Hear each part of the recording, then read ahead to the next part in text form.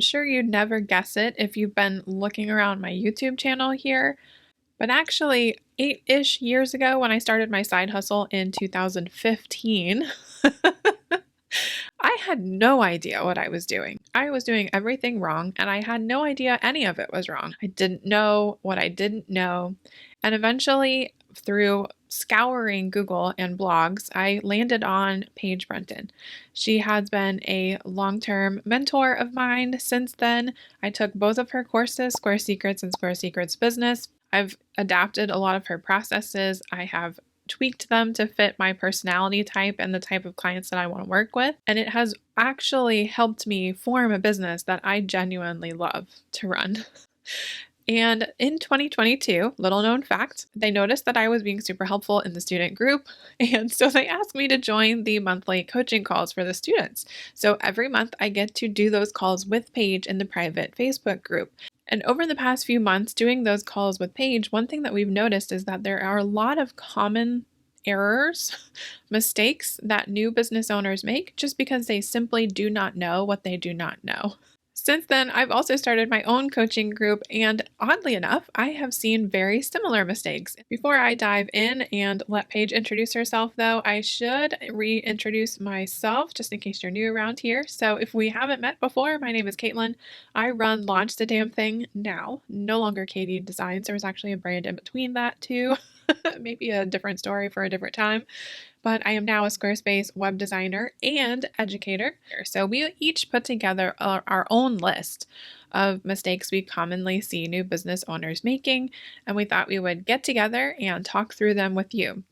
So without further ado, let's dive into the 11-ish, in no particular order, most common mistakes that we've been seeing over the past few months. Thanks. Paige, why don't you introduce yourself? Yeah. Hi, I'm Paige. I have taught a lot of lovely humans, Caitlin included, how to build websites and a web design business. And Caitlin is so fabulous at all the things that she does that I decided to also bring her on. And for over a year now, she's helped me in our monthly Q&A calls in our student community. And we just chat and we notice, okay, there's certain things that people keep doing and it's causing them problems in their business. Yep. Often in the context of honestly, any business owner, but especially for website designers, we notice some things and we're like, oh, so these are the main things that we notice are really stopping business owners or website designers from really thriving in their business, which we would love to see people change. Yes, exactly. So tip number 1, where would you start with that? Maybe the most important would be fear-based. That was where I got hung up the first. Yep. Yeah. I agree. I think we both had this on our list of things that people do that hangs them up. And it's imposter syndrome, just stopping yourself. You feel like you're working so much and everything, but actually when you look at it, it's you've been meaning to do something for forever, but it's your mindset and it's you stopping yourself, which is causing the problem. And so people are often looking for oh, what should I do next in my business? What should I do next in my business? But sometimes it is a mindset solution that needs to be worked on and not a practical do anything, build anything solution. Because if you're noticing that you're taking literally forever to put together your welcome package or absolutely forever to launch your website, or you just can't pick a marketing strategy, it could be that you're you don't need a practical solution. It needs to be a mindset solution. And I love some stuff that you had actually said. When students ask about mindset stuff, I feel you often have really good advice on it. I have a lot of practice with doing the thing that I'm telling people not to do. So I learned a lot because I love to learn, but after a point, I was realizing that I was learning just for the sake of learning and not necessarily implementing. And so I always want to stop people when they get to that point. It's no, you bought this for a reason. Put it into action, do the damn thing. But also the imposter syndrome thing, just reminding people that it's okay to be a student. You don't have to be the expert. That's not how it works. You have to work up to that. And that's always where I got hung up. I don't know enough yet. So that's my number 1, probably the fear-based, not letting you move forward. Yes, totally. For me, I find the biggest solution when I'm stopping myself is reading mindset books. So You Are a Badass by Jen Sincero is fantastic, for example. Yeah. And then just if you go on Amazon, you see all the other recommended reads from that book, probably all of those are also fantastic. So that's my number 1 solution to stopping myself. Stop stopping myself from getting in my own way. Yes, exactly. What would you say would be the second most important? I know what mine is, but Do you want to go? You give yours yeah, next. sure. Not marketing or choosing too many things to market in. Both sides of that spectrum. Yep. Yep. So one thing which I had on my list, kind of similar vein, but it's like I call it like spending time on the wrong tasks. It's like you really Hmm. want clients, but you do everything other than a marketing strategy. And if you like actually sat down and Yeah. evaluated your time, because people feel like, oh, I'm working so hard and I'm not getting anywhere, like I'm not getting clients. And but if you actually like literally I did this myself once. One time in my business, I was like, I wanted to grow my email list, which was also for me like a client getting strategy and everything. And that was like my main thing, which I decided that was my main priority for the year. And then I came to the end of the year and I looked at my email list size and I was like, oh, it didn't grow the way I wanted it to grow. And then I looked at, okay, well, what projects did you work on this year? Like, what work did you actually do this year? And when I looked at it, pretty much nothing was related to building my email list and getting more clients. And so I was like, huh, okay, so like I say my priority is one thing, but I do something completely different with my actual time. So I totally agree that like not doing a marketing strategy, even though it kind of feels Hmm. like, oh, well, I'm working so hard, but you're not actually doing the thing which is going to lead you to the thing which you say you want, which is like getting clients. So really being Right. conscious of your time and evaluating that is key. Yeah, and it's so tough in the beginning when you're the only one. I'm still the only one wearing all the hats, so all the accounting is me, not really, but like the day-to-day stuff. The CRM stuff, the marketing stuff, the admin tweaks on the website, all of it, and it piles up. It's really easy to fall into that trap. Mm-hmm. But I have to say, from personal experience, I have found myself doing that exact thing. It does not really help you, it just keeps you busy. Mm-hmm. Totally. I totally agree. Yeah. It's actually one of the reasons. So I host boot camps every like few months or so, just to help people get started as website designers. And one of the things, like I spend an entire day and we just talk about marketing strategies. And then I even bring in like guest experts, like Caitlin has been a guest expert on multiple occasions. Yes. And we talk about marketing strategies. It's like, this Yes, is one and of the the people things. love those. Yeah, totally. Absolutely. Because everyone's always wondering, like, how do you get clients? How do you get clients? How do you get Right? clients?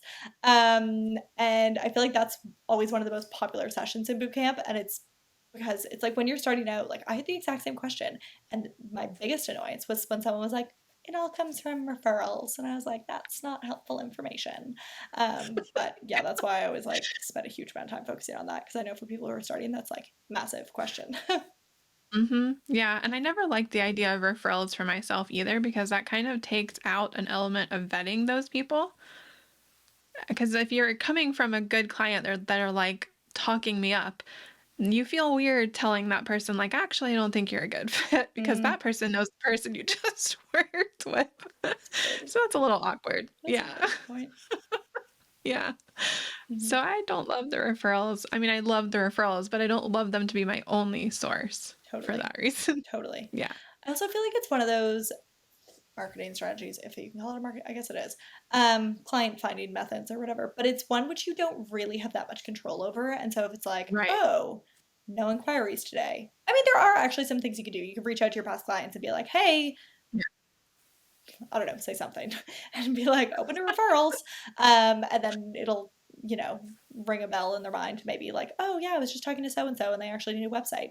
Um, but it's one of the Hmm. ones which you have less control over. Whereas if it's like, oh, okay, I'm doing Instagram or I'm doing pitching or I'm doing blogging or I'm doing YouTubing or whatever it is, I'm doing speaking, then that's something which you can affect. Like you go and do something and then the result Right. comes. Whereas I feel like with referrals, it's like it's not so much you doing something. So yeah. Yeah, I do actually build that into the final testimonial request that I send my clients. And then when it stops the support period and it says like, great, it's been fun. Now it's over. If you know anybody else that needs a website, like it's built in. So I don't ever have to actually say that, Mm-hmm. which is great. And it helps. But yeah, I would prefer to vet the people myself primarily. Mm-hmm. Great. So what would your third be? Mm-hmm. Okay, so this is something which I have to say, I don't think my students are guilty of this one. I'm very proud of that. But I think that like when I talk to other people who are not my student, then this is something which I see as like constantly a problem. I feel like for my students, I've like hammered this into them so they know it. But and it's not nailing down a process. not using a project management system, the whole business Yeah. just constantly is like balls are dropping, things are coming out of left field. You feel like you're always in a rush to do tasks and like you're always firefighting a problem because you just don't have things like you don't even know what's supposed to be happening from one day to the next in your business. And so things just happen. Whereas there really is like I feel like when I look at your business, I mean, you've nailed it. Like, you have a process, you have, like, you schedule projects at certain dates, and it's just, like, streamlined, and you know what you're doing, and nothing's an emergency because, like, you've Right. organized the thing and systematized the thing. And so I feel like that's something which I often see is a massive problem for website designers is the world just feels like it's crashing down on them, and it's because they haven't taken the time ahead of time to figure out what is their process, how many clients can they actually manage at a time, when should I schedule this next person, and like, and also if you don't have a project management system, like forgetting to do something and then be like, oh, I need to whatever move the domain today, yesterday, like so Yeah. yeah. Yeah. And that severely influences the boundaries and like where you hold lines for how much you allow your clients to drive you nuts Mhm. because they don't know what they're doing wrong if you're not telling them to not do the thing. So that systemization really does affect like all facets of being a service Mhm. provider in general. Mhm. What was your next one? Um, just like call to actions and how that affects like the pricing and how comfortable you are in navigating that space and like bringing people in and saying this is what I charge and this is how you are asking for the sale is basically the problem. Mm. They feel like putting the price on the website may or may not scare somebody away, and so they're timidly not talking about it or asking about it, but I mean that just creates a barrier that not everybody is willing to push through. Mm. Not putting the pricing creates a barrier. Yeah, because I've had a personal experience where I reached out to a service provider that's a copywriter who writes fabulous copy. But when I reached out, I wanted first to know, like, does she charge $10,000 a sales page? Like, at my stage of business, could not have done that if I wanted to. And so when they answered me, I said, I need to know. They were like, we'll schedule a call. I was like, I don't want to waste your time. Tell me what your budget is, like what my budget is, where it can fit into your system. They never responded, which made me feel like shit. I don't have a high opinion of their customer service. But like, even if it had been 10K, like just tell me that's why I Yeah, asked. totally. But I wouldn't have had to waste their time or waste my time in that process Hmm. or felt like crap for, feeling like I didn't belong there, basically, Yeah, yeah, if I hadn't have gone through that. So now that's like my biggest thing, like put some pricing on your website so that people don't go through the same thing with you. totally agree. I totally agree. Yeah. Like, also, kind of, it's just an efficiency hack as well. Like, putting your pricing on your website Mhm. means you don't get on call. You don't even have to deal with an email from someone who like can't afford it or whatever, and you don't need to get on a consultation call, and you, yeah, don't need to send a proposal and all these things. So, yeah. Hmm. Mhm. You still will get the occasional person that somehow misses every instance where you've thrown the pricing at them. Hmm. And that's just good practice to get used to having that conversation, Yes. that awkward thing where you say, I just charge 8K for this. And they're like, oops, I can't do Yeah. that. It's going to happen eventually, but that's Yeah. fine. Hmm. They're just not your person. Hmm. So, not putting prices on your website, not asking for the sale kind of looped in with that. Hmm. Hmm. No contract. That's a good one. So, when I first got started as an in house designer, that company did not use contracts at all with Really? their clients. Yes. What? I know it was mind boggling. But because of that, when I started freelancing, that was never a thought that entered my brain as far as something I could do to prevent weird situations from happening. I was conscious that weird situations happen, but wasn't aware What the that I could solution? have. Right, right. Or that I could afford it. I just assumed I'd have to go find an attorney. And then I realized contracts are a thing, like templated contracts are a Hmm. thing. And I don't have to pay thousands for those. So that's a big Yeah. one for like part of the process, I That suppose. is so surprising that like a really big company did not do that. Like that's really mind blowing. I also when I started, I literally didn't know a contract was a thing. Like I had absolutely, like I was in university, like I'd never signed a contract for anything in my life, so like I had no idea. Right. And then at some point, Right. someone, I don't know how but at some point some web designer talked about having a contract, and I was like, oh, I should probably do that. Like I just didn't know that that was the thing I was supposed to have. So yeah, it gave me a lot more peace of mind once I had it, for sure, and agreed with you. Like I was also nervous about how much would that cost coming straight out of university and doing this. But yeah, you can get one Mm-hmm. for a couple $100. It's like attorney written, really great. So yeah.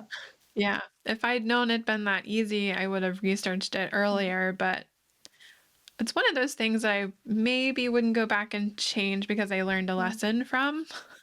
However, that said, that really can cover you in a lot of situations. So I would not recommend starting the way that I did.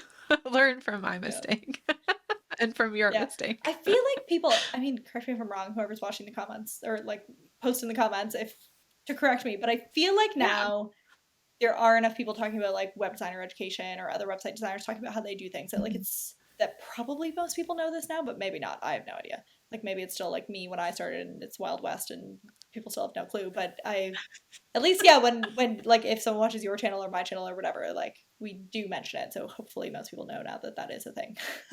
Yeah, I mean, I have a family member service provider that it took her years to add one. They're not as expensive.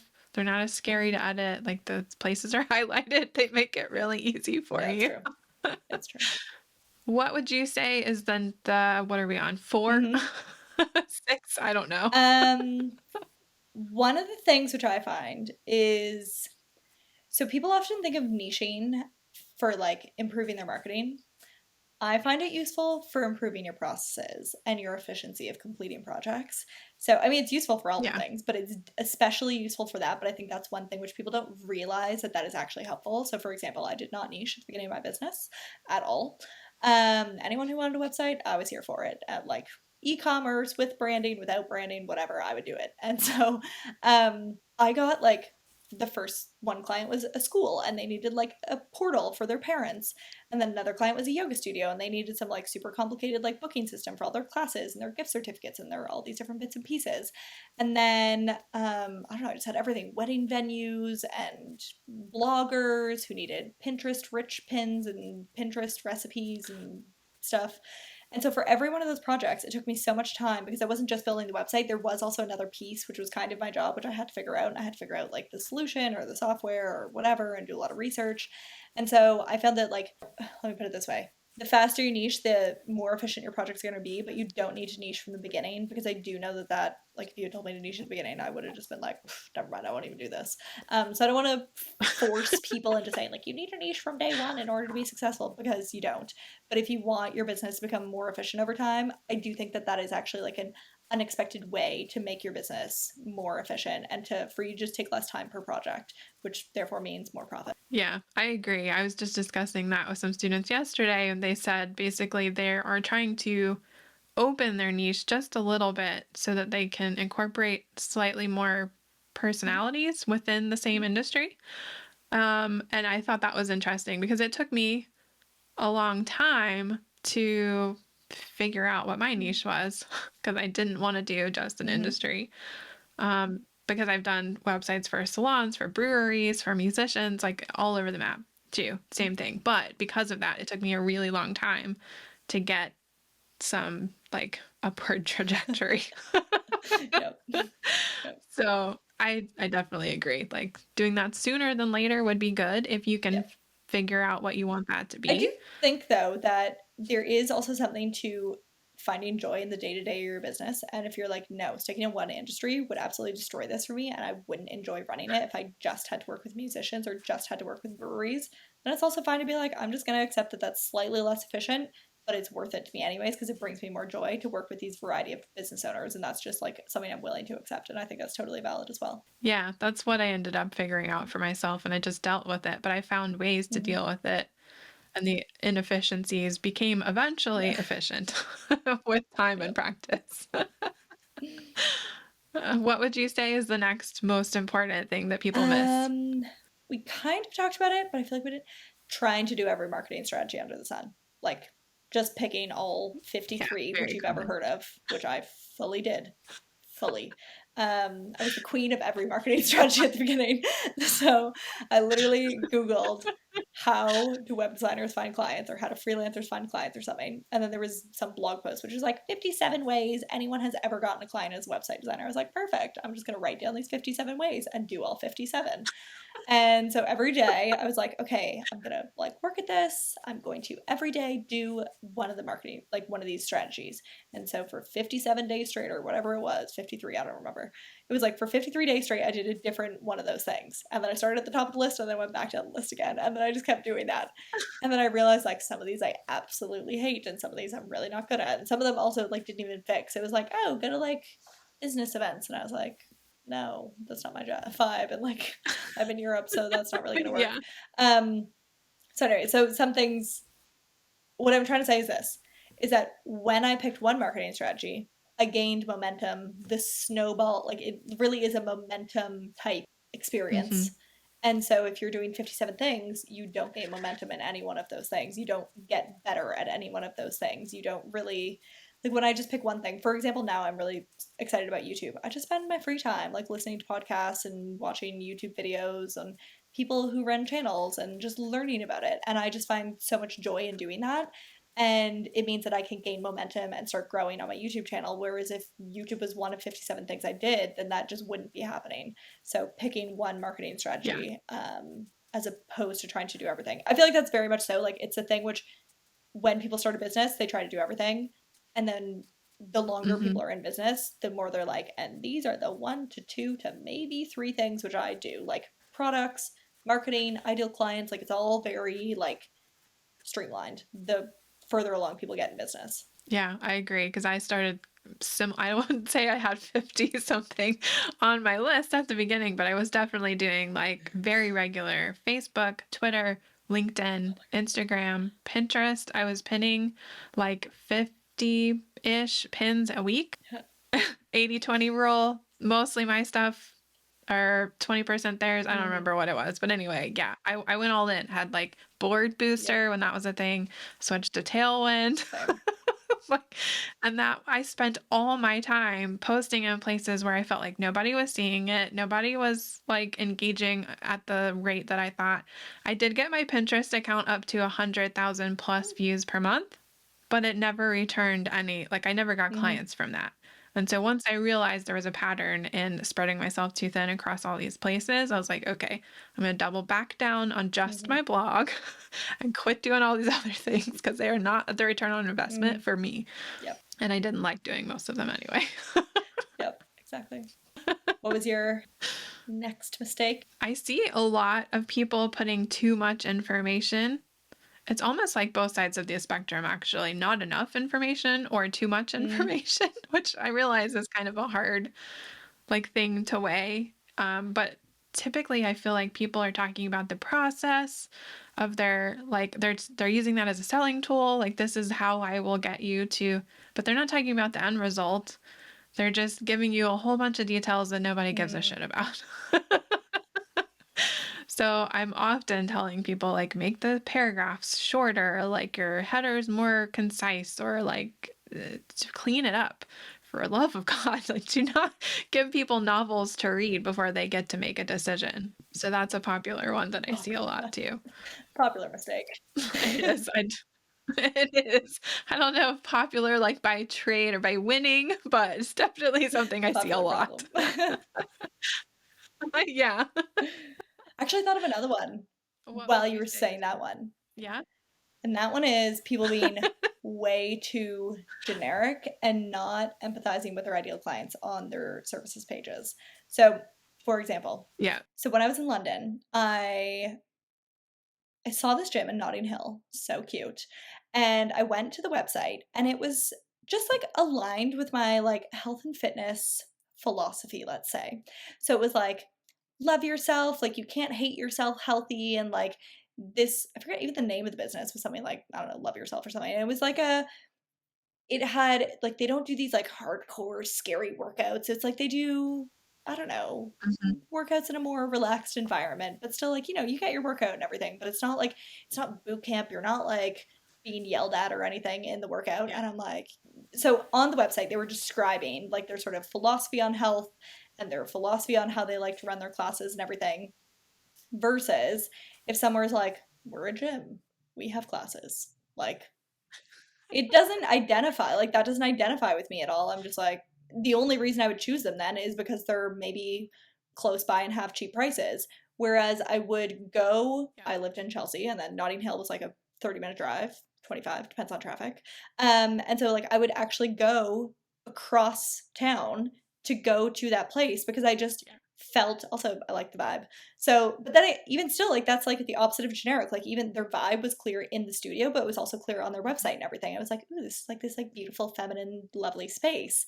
And so I just really like the design style of the space, and I like the philosophy of the space and everything. And so that made me want to go to that gym. And I feel like with website designers, businesses, everything, it's like often when I go to new website designers' websites, they're so generic. Like, it's just, even I realized this actually myself of my own brand photos at one point. So like I had done a few brand photo shoots, and I did what every single female entrepreneur ever did. And I just sat there with a coffee mug and was like, I don't know what else to do. And like, and then at one point I was like, okay, what's different, or like what's unique about you and your business? And I'm like, well, I live in Europe, and like I have very like European style and everything. So, that's unique. And so I went and did a brand photo shoot, which was like super European and, I don't know, lovely, and just really my vibe. And there was champagne, there was a picnic basket, but there was no more coffee cup. And so I was like, it just felt more me, and I was really, yeah, I really think that that was a good thing to do. It took me a few years of doing photo shoots to actually like get that bright idea, but yeah, I feel like being less generic and leaning more into whatever it is that it makes you, or whatever your philosophy on business or fitness or whatever it is that you're running, like lean into that. Whatever your design style is, really lean into that on your website as opposed to just going generic. If you're writing for creatives, that's what Ashlyn always says, your onlyness factor. Mm-hmm. Lean into your onlyness factor, like be your weird self, because it will resonate with people more authentically than if you don't. Mm-hmm. Yeah, that's true. Yeah. And kind of adjacent to that, one of the things that I wrote down was that your best copy on your sales pages actually does not come from our brain, it comes from our clients' brains, which requires market research. And most people don't do much of that. Yeah, totally. Yeah. Yeah. Yeah. I feel like you might even need to explain that more, because I feel like some people don't even, they might be like, what? How does it come from them and not me? Like, aren't I the one writing it?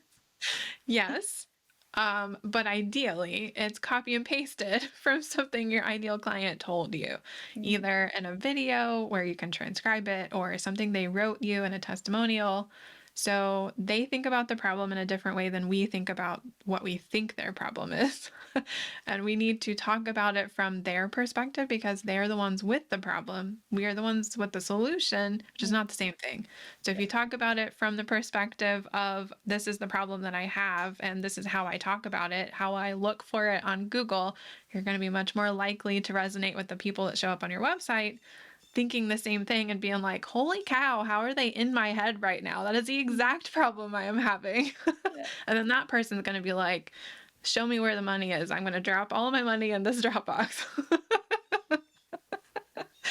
So that's how I try to think about it. I can't take credit for that, though. That's all Ashlyn Carter. Mm-hmm.